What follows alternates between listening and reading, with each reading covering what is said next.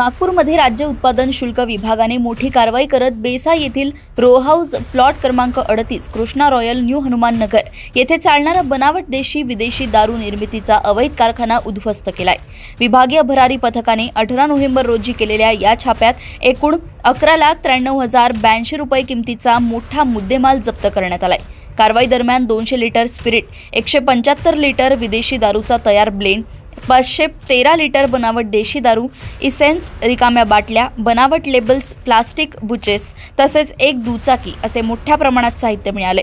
या प्रकरणात मनीष नंदकिशोर जयस्वाल आणि विशाल शंभू मंडळ यांना अटक करण्यात आली असून इतर आरोपींचा शोध सुरू आहे।